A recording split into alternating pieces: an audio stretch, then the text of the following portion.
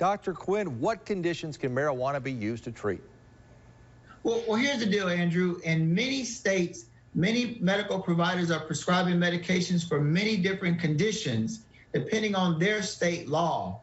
But in the state of Mississippi, if Initiative 65 passes, physicians here in Mississippi will be able to evaluate patients.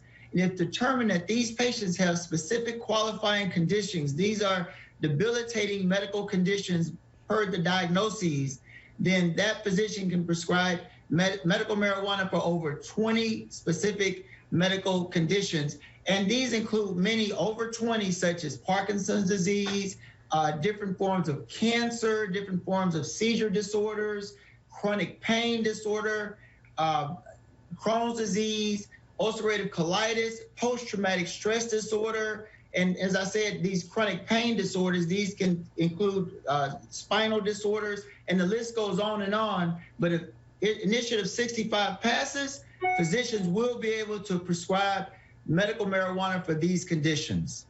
Now, voters will see two initiatives on the ballot. There's a 65 and then there's 65A. Can you explain the difference between those two?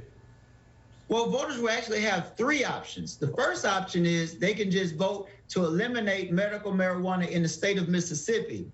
But if they do choose medical marijuana, it can be 65 or 65A. If it's 65, that means that the medical marijuana can be prescribed for over 20 medical conditions we talked about earlier. An individual can have up to 2.5 ounces at one time, and a 7% sales tax will be added to marijuana in the state of Mississippi.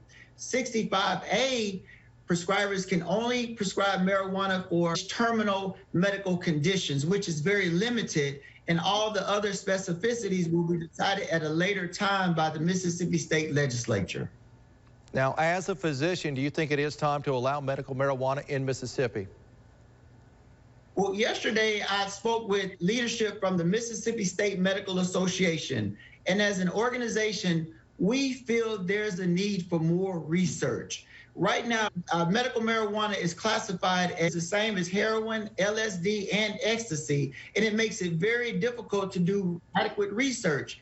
In the medical community, we rely on fact-based research data in order to ensure safety and efficacy of medications we prescribe, and right now there's just not enough research. All right, Dr. Timothy Quinn, so much to consider as we head to the polls on November 3rd. Thanks for spending some time with us today. Thank you. You're watching 12 News at Noon.